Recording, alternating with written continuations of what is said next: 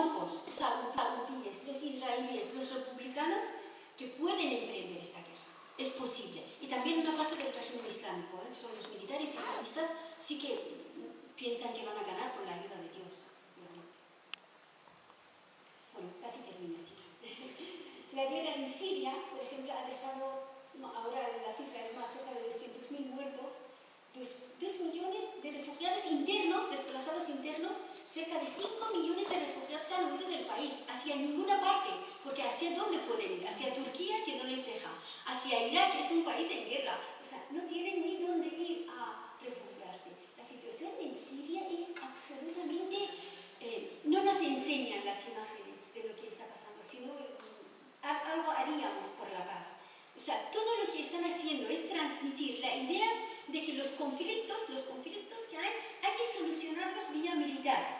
Oiga, pero si hemos levantado la ONU después de la Segunda Guerra Mundial, después de tanto dolor, de tantos muertos, tantos campos de concentración, justamente para que la ONU fuese el actor principal para solucionar los problemas. No la OTAN. La OTAN es un pacto militar que depende de una industria militar y cuanto más guerras haya, más beneficios tendrán.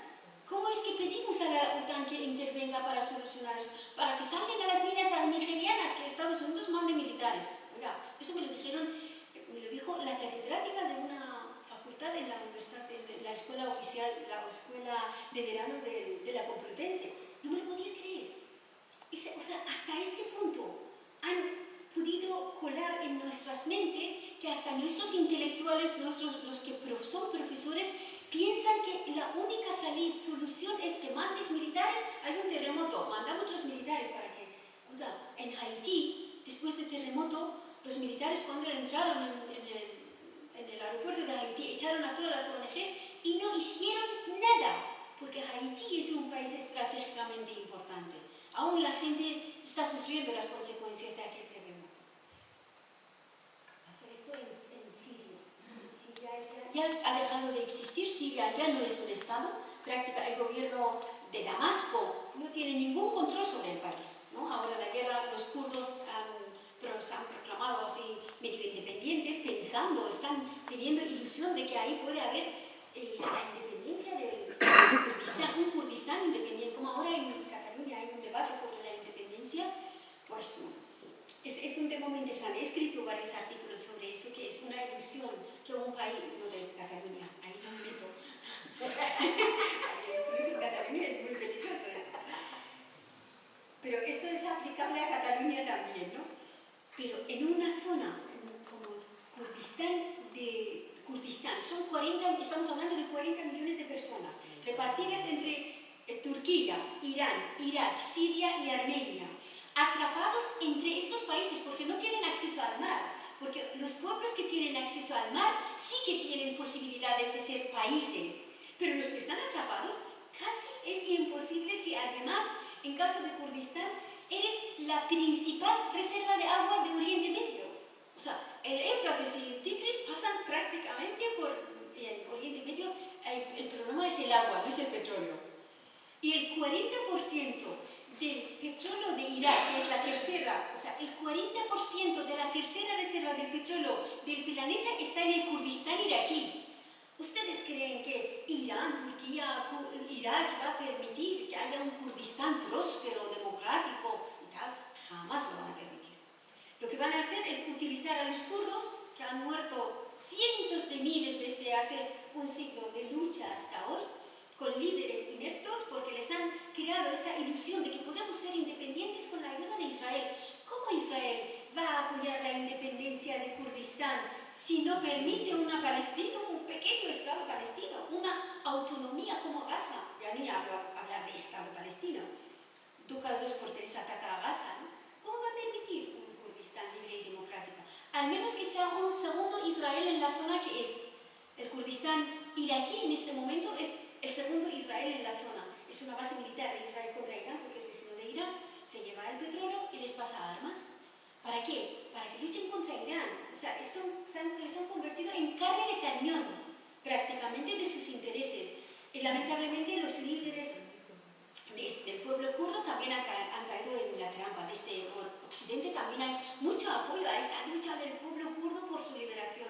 Pues no, los pueblos no queremos guerra, sobre todo las mujeres, que llevamos a niños y ancianos que nos lo dejan a nosotras para cargarnos, porque en el momento que cae una bomba, ellas no pueden huir, porque no pueden llevar a los abuelos, a los mutilados, a los niños.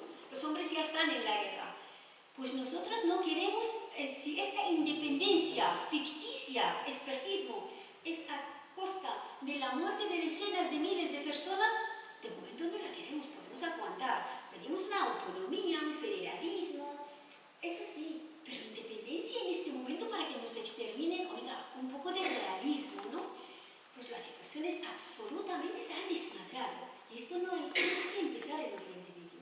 Lo que pasa, no pasan las informaciones por los medios de comunicación. ¿Para qué? Para que no se forme un movimiento por la paz como la que hubo contra la guerra de Irak, ¿no? Así, perfectamente están aplicando su plan de destrozar, desmembrar los países de Oriente Medio. Irak ya prácticamente está desmembrado, Siria está desmembrada prácticamente, y ahora toca a Jordania, el próximo encargo puede ser Jordania, puede ser incluso Arabia Saudí, no se va a salvar ahí.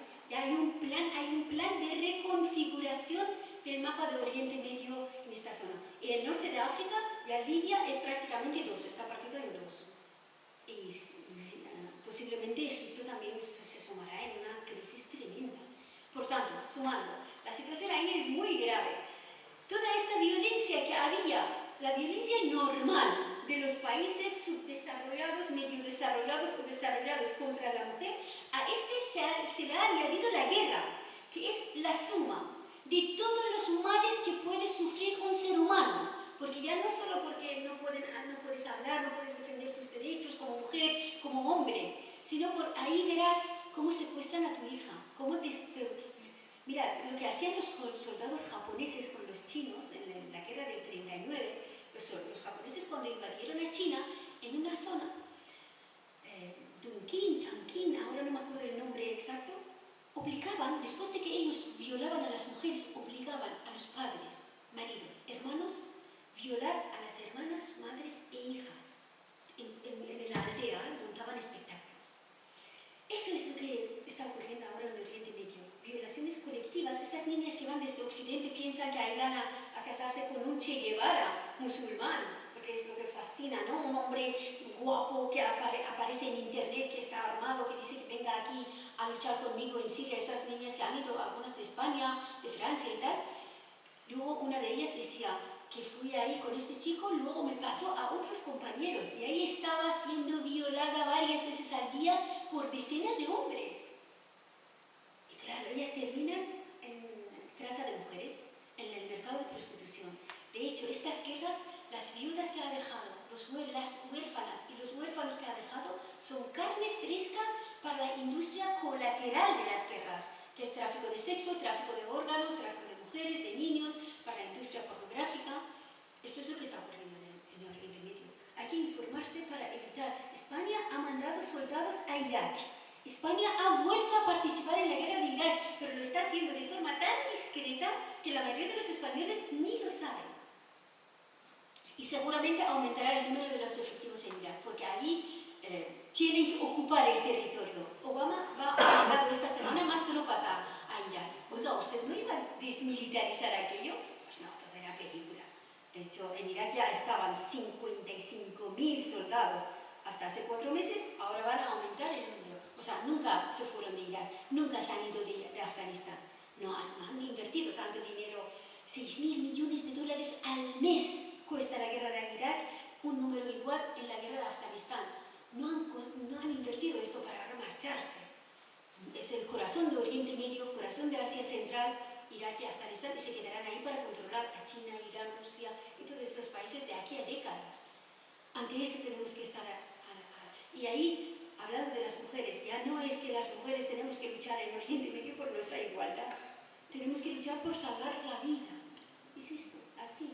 Esta represión que ha habido, ya ni luchar contra los islamistas que la pidan. Los islamistas lapidaban a una mujer. En Irán lapidaron a 4 mujeres en tantos años. Lo demás es mentira. Lo que pasa es que cae una bomba y mata a miles. Esto no sale en los medios de comunicación. La guerra es lo peor que puede, es peor que dictadura.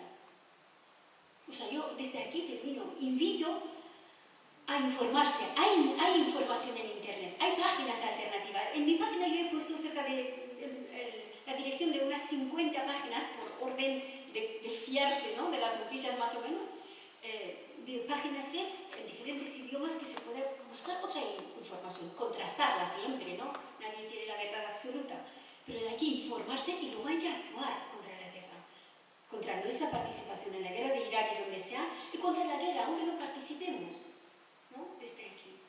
Bueno, si ahora si tenéis alguna pregunta. Muchísimas gracias. Ha sido, yo creo que una conferencia realmente importante. Es constatar una vez más que los débiles siempre son los que se llevan todo, ¿no? Y que efectivamente las mujeres pues estamos ahí en medio, con sus hijos, con los mayores y demás. Esa transversalidad que nos has contado ha sido muy interesante. Yo creo que marca mucho ver la realidad pues como está. Y no sé si queréis alguna pregunta. Me surgen muchísimas, porque claro, esto es un tema que da para hablar mucho y para preguntar, porque somos unos grandes desconocidos de esta realidad, ¿no?, que es Oriente Medio. Si queréis hacer alguna pregunta. A ver, yo creo que te oiremos, porque no tenemos el... A ver, yo que me acuerdo mucho cuando el Shah de Persia, que le decíamos, Shah de Persia. Yo no soy nada monárquica, pero cuando yo veía la revolución y veía a Khomeini delante, yo pensaba, los ciudadanos se dan cuenta que, vale, a lo mejor el otro es un dictador, yo no quiero ningún dictador, pero cuando se pone un religioso delante a llevar, que una persona que sea creyente y tenga su idea, vale, pero que se ponga un religioso delante a querer llevar un país, a mí ya me mosqueaba. Yo pensaba, la ciudadanía no se da cuenta, o es que está tan mal, o están tan manipulados, o están tan mal que no se dan cuenta, porque es verdad que las informaciones que nos llegan no las podemos dar. A gente que queremos tener información nos espabilamos, pero a la sociedad en sí no la que nos damos, porque piensan que sí, que el ejército va a ayudar y va a hacer muchas cosas. Pero claro, yo decía, es que no se dan cuenta de que no es una persona de una ideología concreta, sino que es una persona con unas convicciones religiosas, que cuando yo creo que el Estado no tiene... religiones puede haber muchas, y todas las puede... bueno, tienen derecho cada uno a pensar lo que quiera, eso está clarísimo.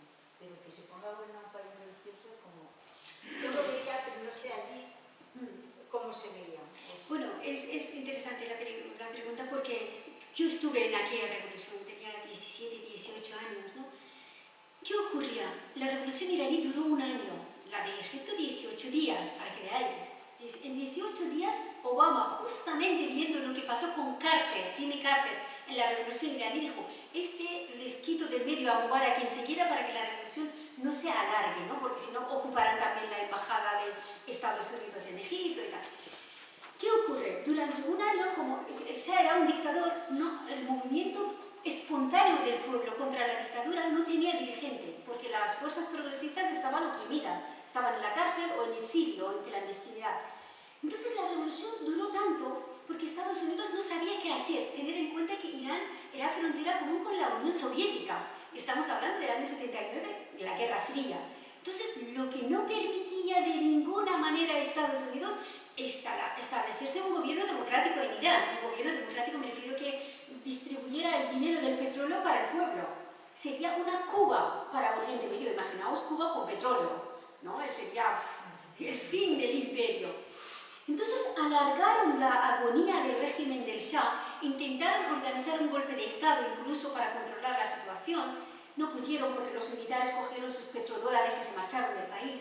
El Shah estaba enfermo, se fue del país, ni siquiera luego le dejaron entrar en Estados Unidos, le echaron de Estados Unidos, ¿no? Irán estaba prácticamente con una revolución, 35 millones de personas que éramos entonces en la calle pidiendo libertad, democracia, justicia social, y no había alternativa. De repente, esto de manipulación de los medios de comunicación. En todos los medios de habla persa, como la BBC, La Voz de América, la BBC, por ejemplo, tenía 45 minutos al día en persa, en los años 70, así que lo escuchábamos porque no fiábamos de 45 minutos se convirtió en 24 horas constantemente en persa. Y de repente nosotros, desde la radio, de repente oímos el nombre de Jomeini. No existía para nosotros, ni habíamos oído su nombre en nuestra vida jamás, porque Jomeini estaba en Irak exiliado. El Shah le había echado del país, le mandó a Irak. Estaba con Saddam Hussein, tan feliz Jomeini. ¿Qué ocurre?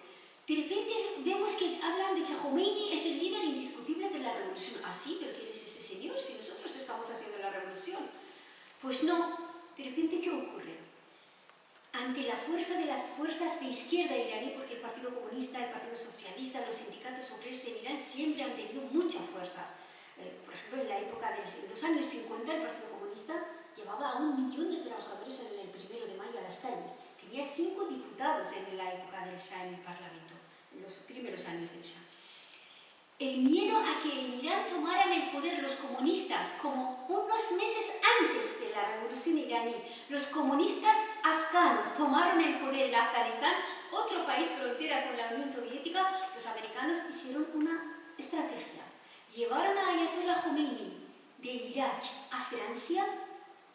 Ahí le dejaron 3 meses enteros con todos los medios de comunicación. Le dieron a conocer al mundo mundial, o sea, fabricaron un líder de un hombre desconocido. De repente le dan tribuna y le dice: yo democratizaré a Irán, las mujeres serán libres, todos los partidos serán, todo lo que la gente quería oír, ¿no?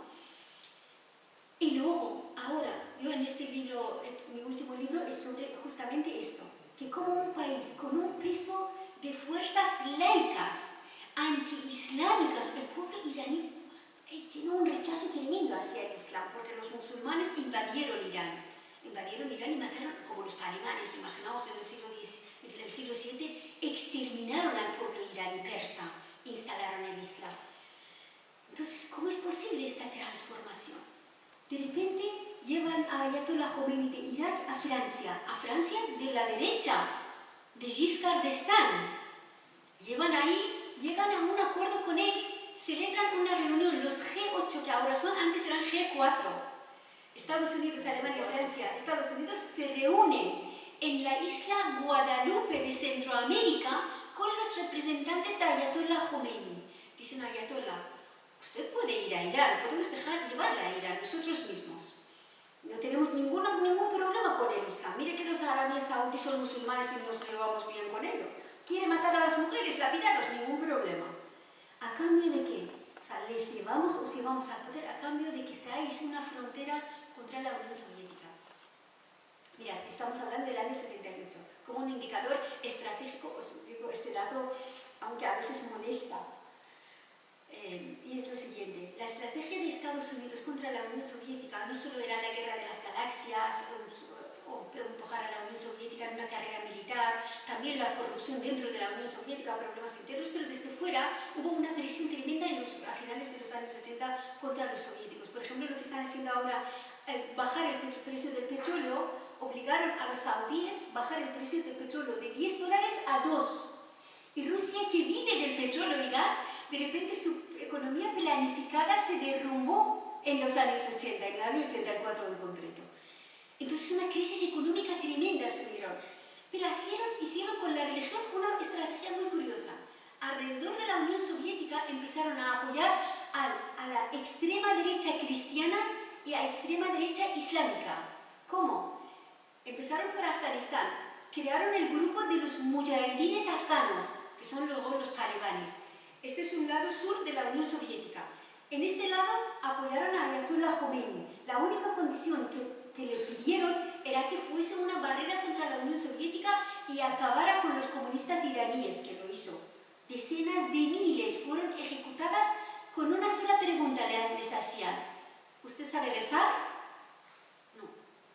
No por comunista, es que los iraníes la mayoría no rezaban, porque además rezar es en árabe, nosotros no sabemos árabe. Pues no sabe rezar, pues tiene que ser ejecutada como Dios manda. En un juicio de 1 minuto exterminaron a decenas de miles de personas entre los años 80 y 90. Y ser barrera de la Unión Soviética. Todos los contratos que tenía Irán, incluso en la época del Shah, fue prácticamente destrozado con el régimen de Jomeini. Y desde Polonia, ¿os acordáis de Lech Walesa? ¿Os acordáis de Juan Pablo II? Juan Pablo II, igual que Ayatollah Khomeini sube al poder en Irán en el año 78, Juan Pablo II sube al Vaticano en el año 78. Las elecciones de quién dirige el Vaticano no es que la curia elija, no es así de fácil, porque Vaticano es un Estado, pero es un poder a nivel mundial, es el primer poder moral a nivel mundial, y el poder económico, que es esa parte, ¿no? Desde Polonia, o sea, ¿cómo es posible que un polaco fuese el Papa? Sin precedente en la historia de la Iglesia romana. Durante 500 años solo hubo un Papa no romano, no italiano, digamos, que no sabe de dónde era, pero un polaco, mejor manera podía ser un alemán, un francés, pero polaco, pues justo, porque Polonia fue el eslabón más católico del espacio soviético, es el pueblo, es el país más religiosamente más integrista, ¿no? Pues lo pusieron ahí y desde Juan Pablo II apoyaron a Lech Walesa, empezaron ahí a provocar a la Unión Soviética y desde Polonia prácticamente la Unión Soviética empieza a desmoronarse. O sea, el uso de la extrema derecha religiosa de todas las figuras, Netanyahu es extrema derecha, y en el Knesset, en la sinagoga, perdón, en el parlamento israelí, Israel no es el país democrático que dicen, es un país semiteocrático, porque buena parte de las leyes que son aprobadas en Israel tiene que ser aprobada por el grupo de los rabinos que están dentro del parlamento. Tienen derecho a veto, aparte de que mueven miles de hilos, ¿no? Por el poder económico, religioso que tienen ahí y en las instituciones mundiales. Por lo tanto, fue una estrategia vender a Ayatollah Khomeini como el líder progresista antiimperialista, y luego fue un factor muy importante. Estos medios le presentaban como él, para los iraníes habíamos visto el rey con su trono de pavo real, que no tiene precio aquel trono, con Farah Diva, con sus joyas y tal. De repente vemos un anciano que incluso se niega a sentarse en una silla, quiere sentarse en el suelo, muy campechano y tal. Dicen, anda, quizás esta es la versión islámica de la teología de liberación cristiana. Porque en aquellos años, ¿os acordáis? En los años 80 estaba de moda en Latinoamérica Ernesto Cardenal, todos estos padres progresistas. De repente dice, la tierra para los trabajadores, decía Ayatollah Khomeini, las mujeres libertad, el Partido Comunista libre. Anda, pues este hombre quizás es esto. Hasta desarmó ideológicamente a las fuerzas progresistas con estas palabras. Llegó al país, luego descubrimos nosotros, claro, con el Islam no tenemos conocimiento al Islam. Eso que dices, ¿por qué no sabíamos? Porque el Corán está escrito en árabe. Nosotros no sabemos árabe. Ni los afganos, ni los pakistaníes, ni los malayos. O sea, el árabe es una lengua minoritaria, el 20% de los musulmanes hablan y leen árabe. Y las traducciones que hay son malísimas. Yo soy traductora jurada de persa a castellano, y persa y castellano son idiomas indoeuropeos, por lo tanto del mismo tronco, y es muy difícil. Tú tienes que dominar más o menos las dos lenguas para poder traducir fielmente de una lengua a otra. Pues las traducciones que están hechas del Corán al persa o a otros idiomas están palabra por palabra. Y no sabes, meter la pata, ¿qué quiere decir? ¿Meter la pata dónde? Eso es una expresión, no es una palabra. Si lo traduces con palabras, será... Entonces, claro, de repente Ayatollah Khomeini llega a Irán, nosotros no sabemos lo que es el Islam, lo que es el Corán, no teníamos, porque el Shah había desislamizado bastante el país, y el tercer mes que impone el velo, decimos, pero a ver, ¿el velo? ¿Por qué tenemos que llevar el velo? Pues porque mando yo, la honestidad de la mujer, y si no queréis llevarlo por las buenas, pues lo llevaréis por las malas. La ley que impuso, luego va por los chicos, luego la lapidaron a esta mujer.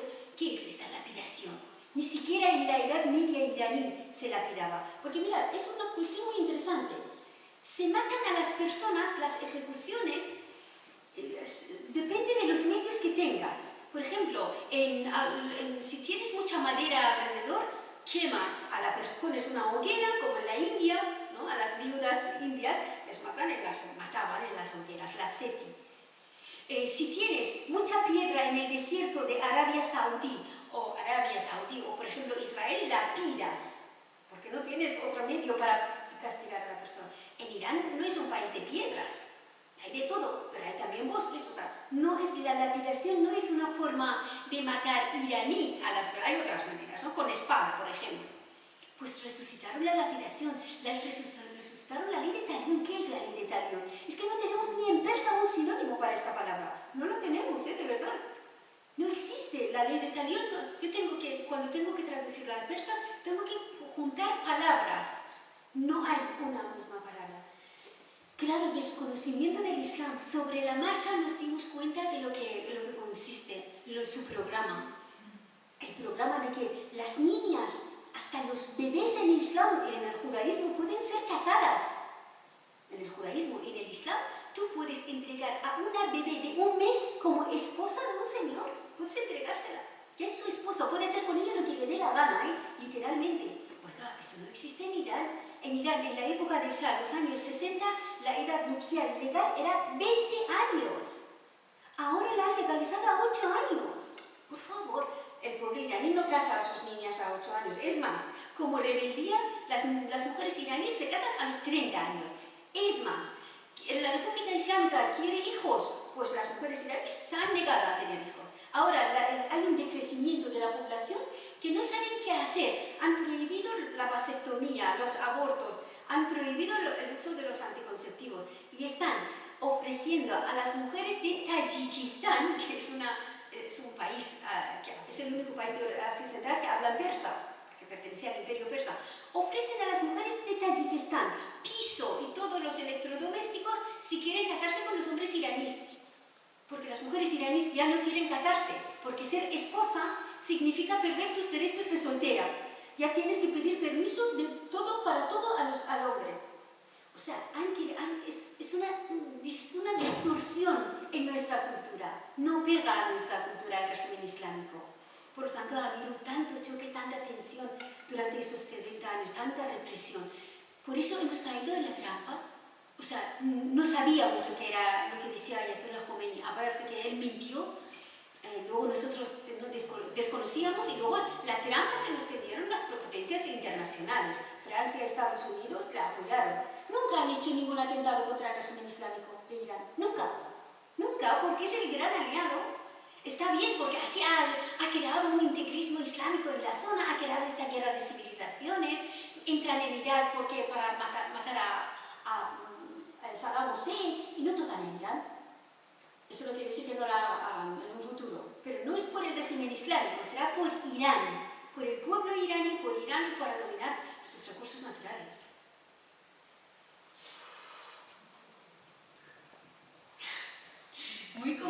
Mucha trampa hay detrás de eso. Si escucháis una noticia, decir, vale, lo he escuchado, ¿y cuál es la otra verdad? Eso siempre preguntaroslo. Bien, lo que queda claro es que vivimos en un mundo muy complejo, que efectivamente es abrir una caja de Pandora y necesitaríamos hacer, yo creo, un curso, ¿no? Pero te agradecemos muchísimo, muchísimo tu presencia aquí, que nos hayas dado esta lección histórica, político-social, en fin, muchas cosas. Y sobre todo también, lo más importante en el día de hoy, que hayamos recordado que hay tantísimas mujeres en el mundo que padecen, que son, pues eso, las partes más débiles, ¿no? de lo que es una sociedad y lo que somos nosotros, más vulnerables. Muchísimas gracias a todos. Ojalá tuviéramos mucho más tiempo, pero la volveremos a traer. Muchas gracias.